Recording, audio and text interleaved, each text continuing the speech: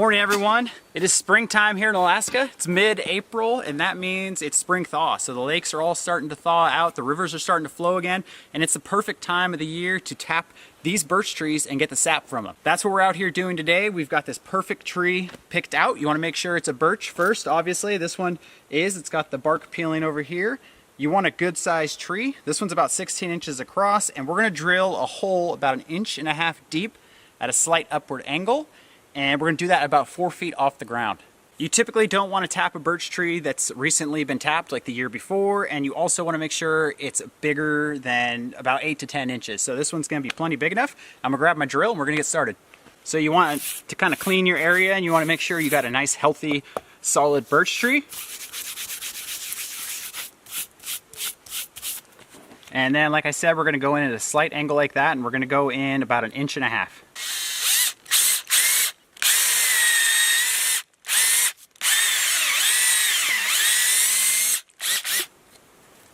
You can see I just drilled this hole and the sap is already starting to pour out of here, so that's awesome. We're gonna go ahead and get our spile pounded in there. So we use metal spiles. You can also get plastic ones, or you can make some out of wood, and we've sterilized these at home, and all we did was just boil them in some water, and that's just gonna help the tree out and not introduce any bad bacteria into the tree. This is kind of like a one-piece design. You pound it in the tree, and then this is gonna hang our bucket on there to catch our sap. You just wanna lightly tap this in.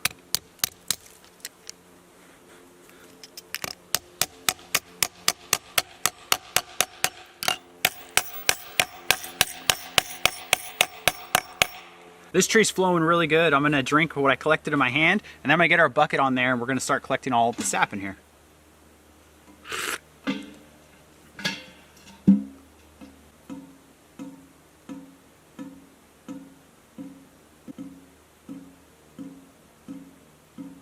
All right, so this tree is all set up.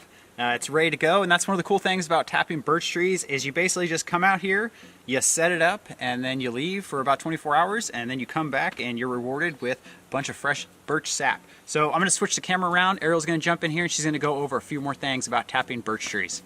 So if you're new to birch tapping, you may be wondering, what the heck is that? Why are we even tapping a birch tree? You've probably heard of tapping maple trees for maple syrup, and it's a similar thing, not quite, but it's a similar thing with tapping birch trees. So we're tapping into them to get the sap, and I know it's funny because it looks more like water, and that's really what the consistency is like, but it is called birch sap. We're tapping the inside of the tree to get the sap that is inside of it out. And the reason we're doing this at this time of the year is because this is the optimal time of the year. It differs a little bit depending where you are in the world, but generally the springtime is when the season is. And here in Alaska, where we're at, it generally starts in April and it can go a little bit into May, just depending on the weather and the temperature. Ideally, you want to tap trees when it is still freezing at night, but it is above freezing during the day. So we are basically at that point right now, and we're probably going to have that for a couple more weeks. I bet that this tree was already tappable, we'll say, a week ago, because it does have a pretty nice flow right now.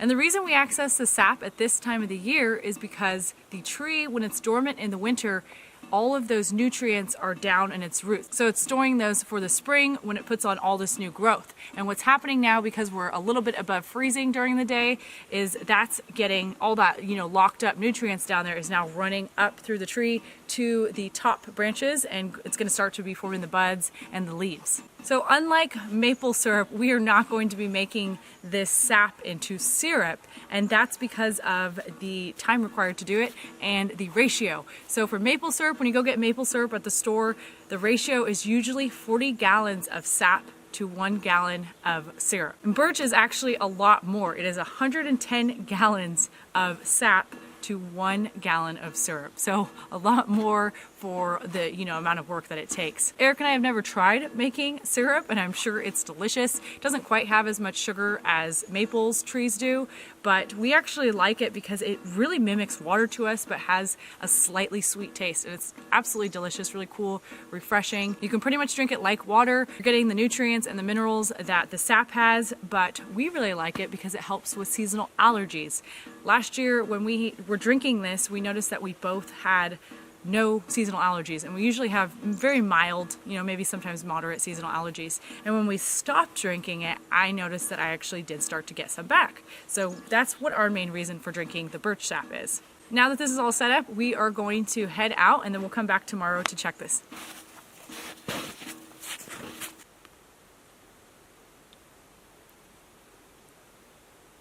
All right, we're back out here at this birch tree that we were tapping yesterday. That's been exactly 24 hours since we tapped this tree, and we did really good on this one. We got almost 2 gallons of the sap from it, and typically out of a tree like this, you're gonna see anywhere from a half gallon to a full gallon, and this one is giving us a drip every 2 seconds, so it's a really productive tree.